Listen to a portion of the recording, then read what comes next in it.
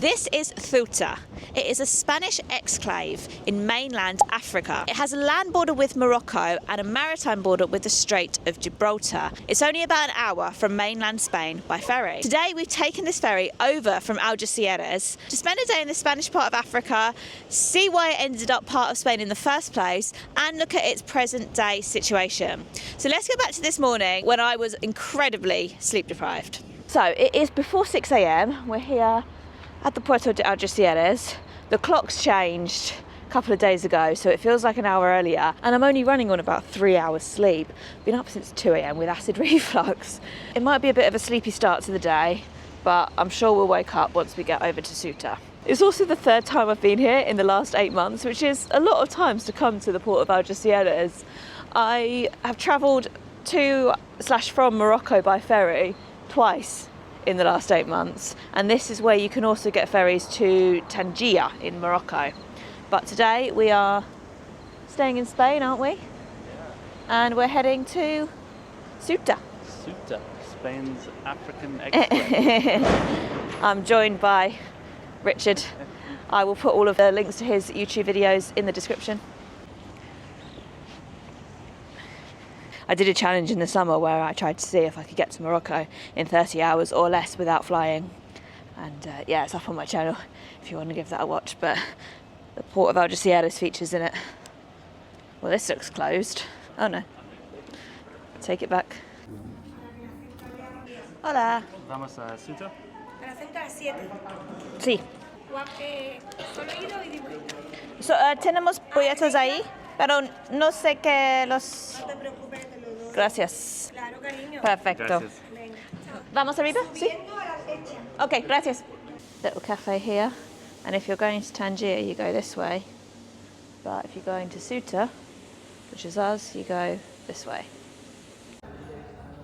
So today we are boarding the Avemar dos Balearia ferry. Not a huge one, don't think. I think it will just be a simple ship for the 1 hour journey. It is breakfast time on the ship. Got a pan and chocolate there, coffee and an orange juice. How much was that, Rich? $5.50. And they didn't have oat milk, but they did have soy milk, which I was not expecting, so I'm pretty happy with that.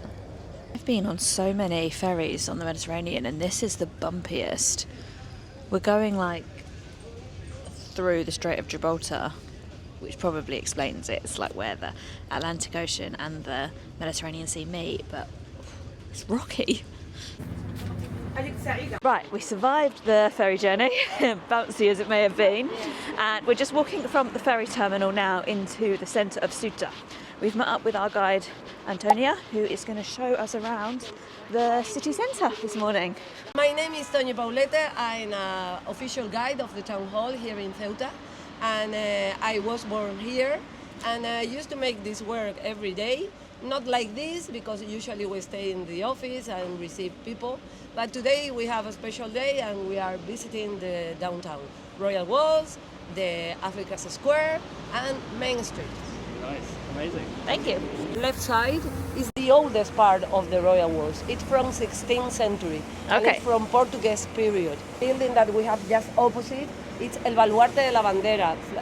Baluarte, it's a bulwark, bastion in English more or less. And it's the bastion of the flag, because all the time we have the Spanish flag at the top, like the symbol of, we are a Spanish city. So when did Ceuta become a Spanish city? Yeah, in the 15th century, exactly in 1415, Portuguese people arrived to conquer the city. Yeah. Oh, so the And, Portuguese came before the Spanish? Yeah, of course. Ah, okay. In 1415, Portuguese people, John I of Portugal, with some of their children, one of them very famous, it's Henry the Navigator, Henry the have you ever heard about this one? And they arrived in 1415 and conquered the city. It wasn't a bloody conquer, because when we arrived at Ceuta, in a few hours, people decided that, why are we going to fight against these people? After that, with Felipe II, the King of Spain, the Kingdom of Spain, Castilla in that moment, and Portugal joined. And in that moment, with Felipe II, we began to be half Portuguese and half Spanish. Okay. And after that, with Felipe IV, the Spanish king, Portugal got independent of the Kingdom of Spain. And here in Ceuta, we had the opportunity to decide if we wanted to stay with Portugal or with Spain. And it is said that it was a votation, but it wasn't a votation like today. The people who vote and decided was the people who have economic Have the interest power, in the yeah, city, Money, you know, the noble people in the city, and they decided to stay with Spain more or less in 1640.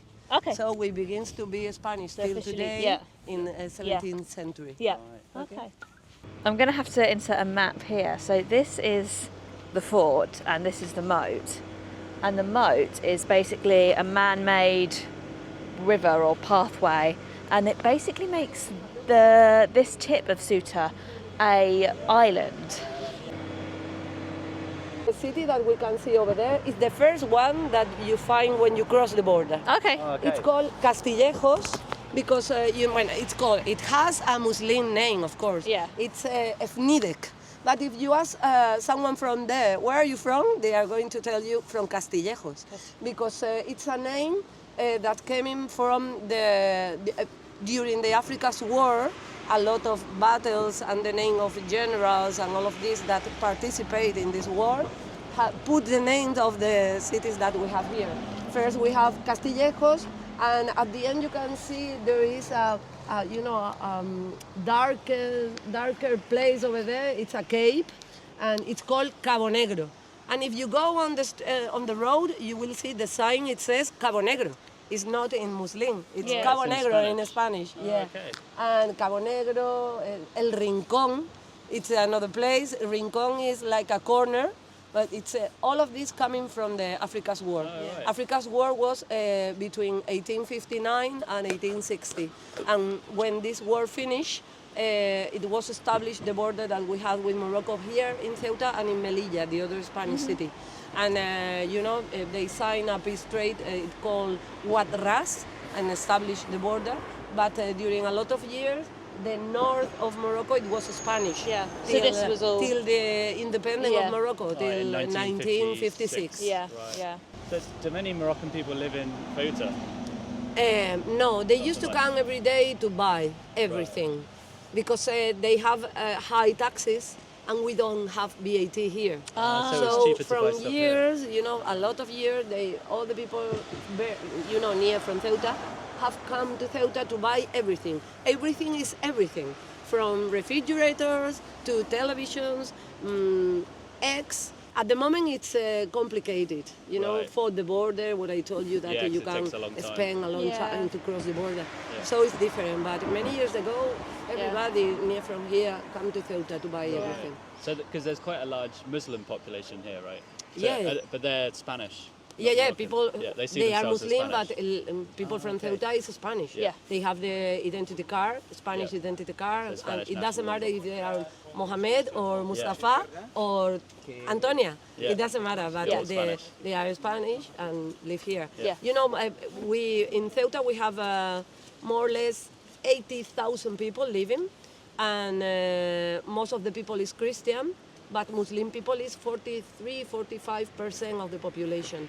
Then we have a small community of Jewish people, maybe 500 or something like this people, and a small community of Indian people too. Oh, right. Hindi, So it's very yeah. Multicultural. Yeah, of course, of course. Yeah. And everybody has, Muslims have the mosque, and we have the churches and the cathedral, and Indian people have, a small temple. Do people speak Arabic? Because when we were on the ferry, I think some people were speaking Arabic Yeah, but or Berber everybody maybe, but that is yeah. Muslim here speak Arabic. Arabic, Yeah. Okay. They yeah. speak Arabic and Spanish. Spanish. Yeah. Yeah. And the people from Morocco in the places that are near the border, they speak Spanish. Lots of people in Tangier speak Spanish. Yeah. Actually, yeah. Yeah. Yeah, a couple of people. Because that's el protectorado. It Yeah. was like a protection Spanish system or protection. something. Yeah. like this. It was during a lot of years in the north of Morocco. Yeah, yeah. Yeah, I spoke Spanish to a couple of people there. We have over there, it's the town hall on the right side.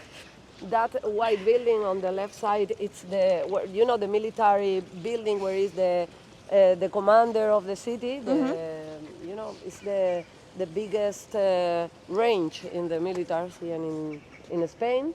And this one is the cathedral, and on the other side is La Iglesia de Africa, where is the patroness of Ceuta. The town hall, it's a neoclassical building. It was finished in 1926, and in 1927 arrived the former king in that ages, Alfonso XIII, and his wife to inaugurate it. And it's have an old park, and then have a new one that they built during 80s, because it was small for all the offices that you need in a town hall. From here you can see 3 flags, Spanish flag, of course, the European Community flag, and the one that we have on the left side is the flag of Ceuta. On that side we have the cathedral. Now it's closed because they are reconstruct the roof. We have a really terrible problem with the humidity, with the wet in Ceuta, because it's a peninsula, we are surrounding of the sea. So for all buildings it's terrible to conserve the building inside. So the roof, it was terrible, and now they are making a new one, so it's closed. And just in the middle of the square we have this monument. This monument commemorates the Africa's war that I told you over there. Yes. Okay, the one that when finished established the border with Morocco here, and in Melilla, the other Spanish city. Sorry, the helicopter, it's over there. Is that going to Spain? Or going to mainland Spain, sorry. Yeah, we have a helicopter to Algeciras and to Malaga. 5 minutes. What you have made to by ferry in your helicopter is just 5 minutes. Antonia said that's how she flies somewhere. She'll get a helicopter to Malaga and then take a helicopter to Malaga? to the airport. It's just half an hour. Really? So, is it for expensive? example, I explained Claire that if you take the right combination, you can go from here to London in 4 hours. Oh, right. That's Because not bad. it's just half an hour to Malaga, and if you don't have to wait in Malaga and take the flight to London, to London it's 2 hours and a half or something like this from Malaga.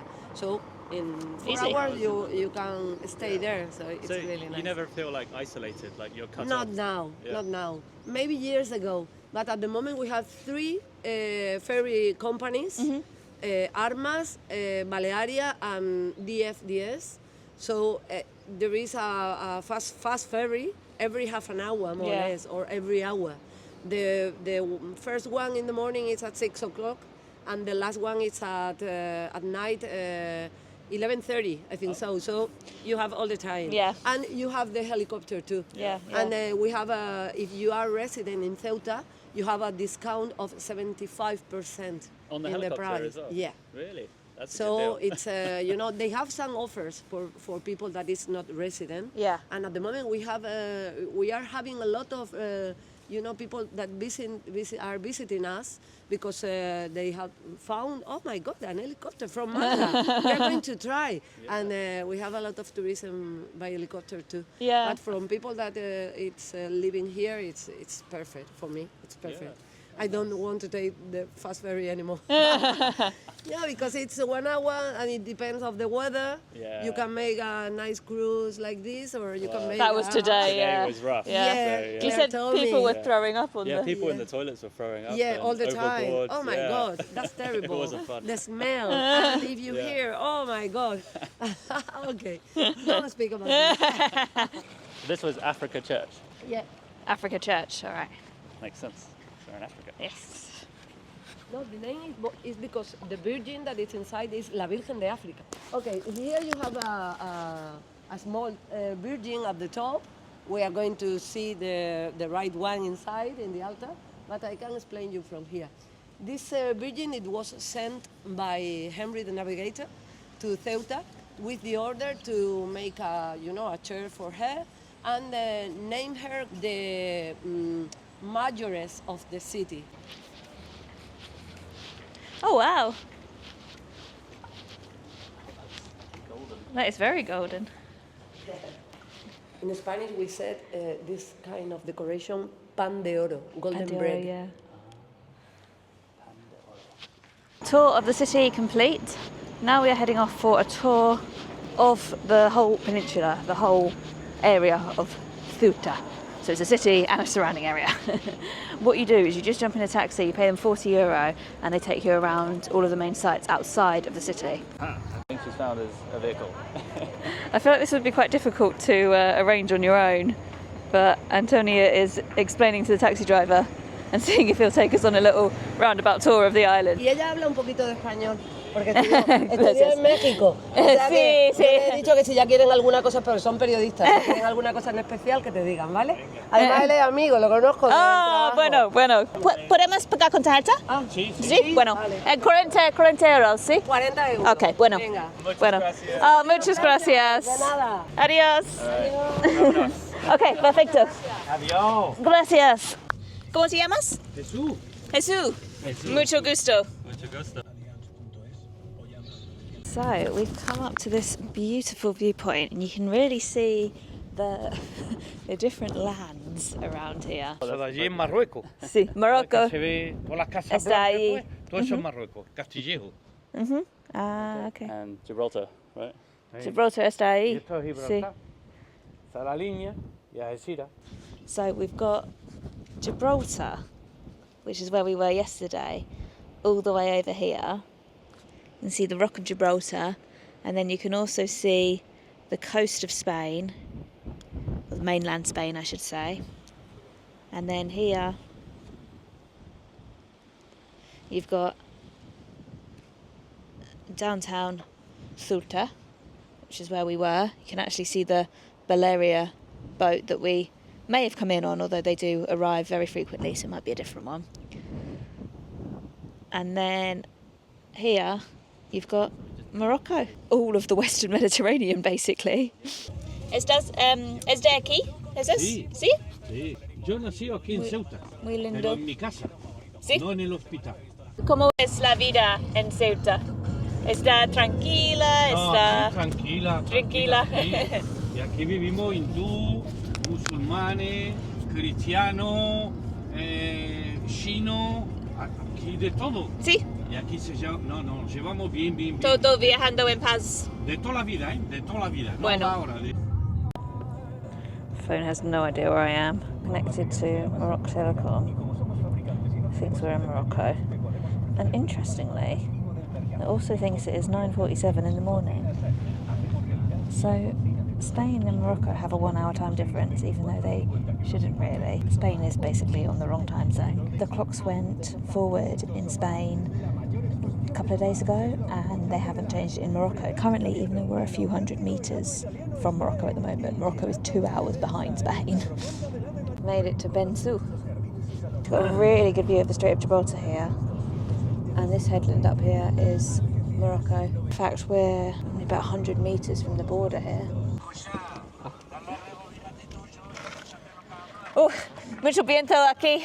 We've come to the frontera. La frontera, Sí, la frontera aquí, sí. y eso es Marruecos. Esto es Morocco. Ahí está, La Marruecos. playa ahí. Y ahí está, y esto es Sí. la frontera. See, this fence here is the border. Let's zoom in. This is the border between Spain and Morocco, and everything past it is Morocco. This is also apparently a sleeping woman with a face there. This isn't the main border, is it? Oh, it's not. No, because the road just goes round Oh, okay. there. The border's the other side. Ah, okay. Well, it's all the border, obviously, but the checkpoint's the other side. We're still very much in Spain here. But yeah, that is literally just over there. It's Morocco. Now, one thing I did know about Ceuta was that it is somewhere where refugees cross over into the EU. And I'm a big believer in that everyone should have a safe haven, and I welcome refugees to the UK. And if I was still a EU citizen, I would welcome them into the EU as well. But this is where a lot of crossings are made, and I'm not sure what the current situation is like. It is quite sobering, really. It is sad to think of people who've been driven to very indescribably difficult situations, that they feel like they have to take the risks of crossing seas and crossing borders. And yeah, I wish there was more safe passages for these people, for people who are fleeing war and persecution. There should be ways to help them safely enter peaceful countries, and as living in peaceful countries, we should be doing more to help them. So some refugees, migrants, do come up to this part of Morocco and enter the European Union from here, and then I'm not sure exactly what happens. I'm not sure if they can claim asylum once they enter here. Unfortunately, that has led to a rise in right-wing extremism here in Ceuta, and I know that Vox, the Spanish right-wing party, does have a presence here. There is also parties that are very encouraging of peace and togetherness and harmony and peaceful and welcoming for all. So it doesn't mean that Ceuta is unwelcoming, but fortunately there is a presence of that here. 25. 25 niños. 25 niños. 25 niños de Marruecos nadando. Y se han ahogado 3. 3 abajo, ahogados. Eso todos los días. Ahora porque fin de Ramadán, fiesta. Pero todos los días, cuando buen tiempo, todos los días nada. Entran 10, 12, 20. Yeah, that's really, really sad. I did say earlier that it's probably not as dangerous as the Channel crossings or the crossings over to some of the Italian islands, but we're just told that every week people die crossing the borders, especially kids, which is just heartbreaking. This is because they try and swim and the strong currents, like it's too strong, so people can really easily drown. It's just so sad. So it's actually this coastline here, out the back window, where I think a lot of people swim, try and swim over the border. Just saying, kids 5 or 6 years old. It's just so tragic. And I'm guessing some of them do make it, but it's incredibly dangerous. Really strong currents, really strong waves. I'm gonna be donating 10% of the profits of this video to a refugee charity. I need to have a bit of a research, but I think there are a couple here in Ceuta. So if you want to see more information about them, then take a look at the description of this video. So we've come down to Playa Ribera now, and it's sombre being here when Jesus just told us that right by the border with Morocco, kids are trying to swim across and they're drowning. Not to this beach, to the ones closer to the border, but I do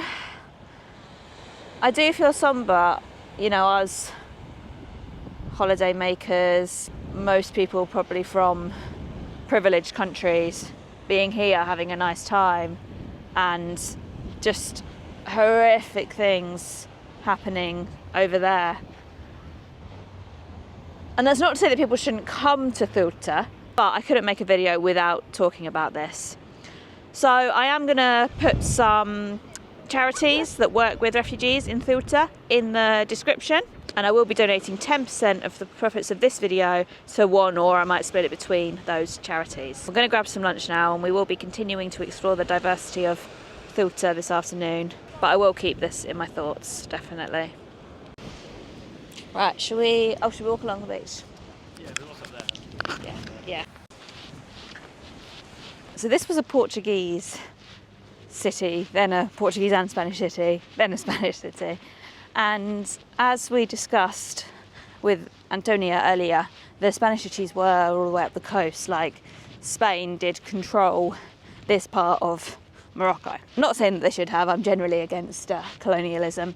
I will do a little bit of research when I sit down about what actually happened when the Portuguese arrived and what it meant for people already living here. It is pretty similar to Gibraltar, and the British-Dutch forces shouldn't have captured Gibraltar in the first place. It's quite ridiculous that they did, really, but this was in the early 18th century, so very different times, but similar here as well.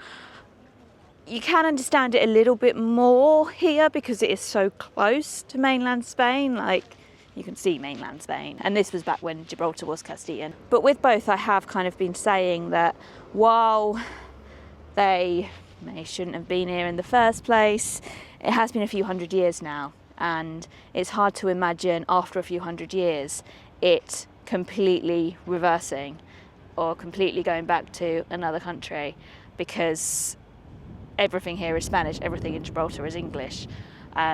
You know, the language. Here, obviously, there is a big Muslim population. Gibraltar, I mean, it's a Gibraltar population, really.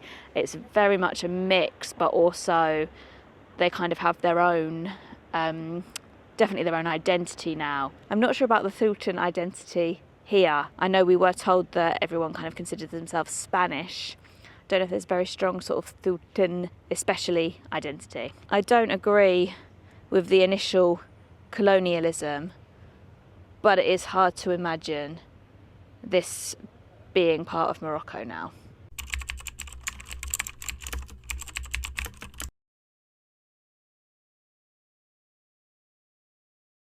From my small amount of research, it seems that in 1956, Spain gave Spanish Morocco independence, and that's when Morocco became an independent country. But they refused to give Ceuta and Melilla to the Moroccans.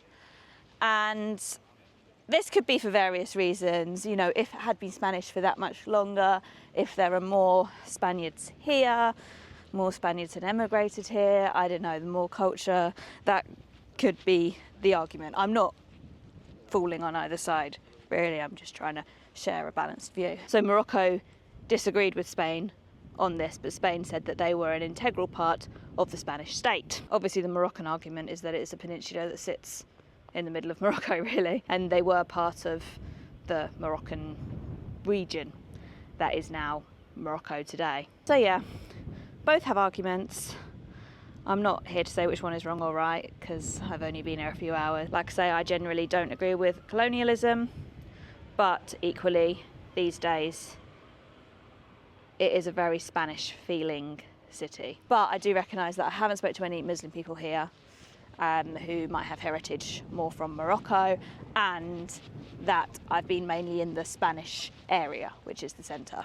Right, we are walking back along this beach, and this does look absolutely lovely. Look at this. We are walking towards a mosque now, but I'm not sure if we'll be able to see much / be able to talk to anyone, just because people are celebrating Eid today, so they've got better things to do than talk to us. I've no idea what this says. Maybe one of my Arabic speaking followers can tell me. But we are about 3 minutes away from a mosque now. This is Avenida Africa. And I mean, it could just be named for the fact that all of Ceuta is in Africa, but it may also be the road that leads to the Moroccan border. It is a holiday today in Ceuta. I don't know if it is in Melilla, it may be as well, but nowhere on the Spanish mainland is it a holiday. And this holiday for Eid every year was only recognised in 2010.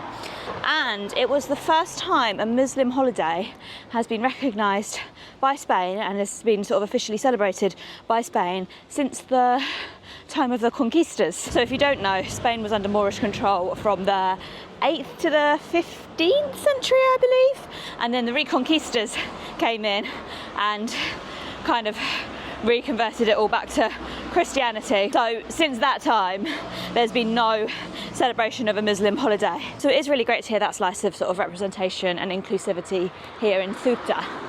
We've just made it to the mosque. You've got your sort of traditional Moroccan style minaret here, or North African, I should say. Looks a bit different to minarets you might find in Turkey or Saudi Arabia. Here we go. So obviously it is in Spanish and Arabic here. Not seen much Arabic written anywhere else. But it is... I think everyone's celebrating Eid around here. It is very quiet. It doesn't look like anyone's inside actually. Yeah, I can't see anyone's shoes outside or anything. Yeah, I'm pretty sure it was all in Spanish, so I'm not 100% sure I got everything right. But I'm pretty sure Jesus, our guide earlier, said that everyone was celebrating in a large mosque across the border. So I presume people went there to pray and do that part of the celebration. And to be honest, by this time in the afternoon, people might just be at home, mightn't they? Yeah. They might be having their feast, and would have been fun if we could have joined in, but looks like everyone is busy celebrating, which is fair enough. We've had the whole month of Ramadan. Let's walk back down this hill now. We don't have that long until we need to be back at the port to get our ferry back to the mainland. Now there is a lady who I would have absolutely loved to have met. We did try and get in contact with someone from her party. She's a lady called Fatima Hamed Hussein, and she is part of the Cabayas Coalition, which is a regionalist organisation. Really interesting article about her on Euronews, saying how she is like one of the leaders of kind of the fight against Islamophobia here. Yeah, I'm sure it does exist, unfortunately. As I mentioned earlier, Vox, the far-right Spanish political party, which is similar to like Reform in the UK, are here, they're present, they're very anti-refugee, and I'm guessing they are probably a leader of Islamophobia as well. And this lady sounded like she's really trying to combat this, and she's very firm that she is Spanish, no matter what her second name, no matter how she looks, no matter what her religion, she is Spanish, and as are Hindu people that live here and Jewish people that live here as well. We are back here at the Puerto de Ceuta.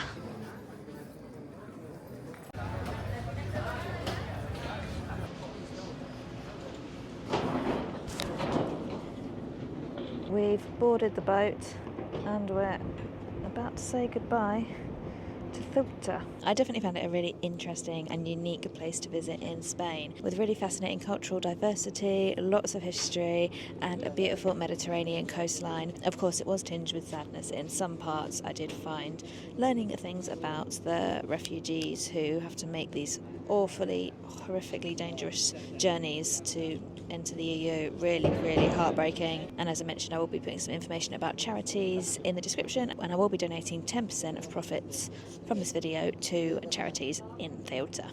But on the positives, Ceuta could be a symbol of hope and togetherness. Different religions live together side by side, and little things like Eid recently being recognised as a holiday in Ceuta give me a lot of hope for this little part of Spain in Africa. So from the ferry, heading back over to mainland Spain. I really hope you've enjoyed watching this video. If you're sticking around, I recommend this video about Gibraltar, which is in a very similar situation to Ceuta, but it's the British who are there. Tomorrow I'm going to be taking a train from Algeciras up to Ronda, so if you're interested in watching that video, which should be out next week, then do subscribe. Thanks so much for watching, and I hope I'll see you next time. Bye!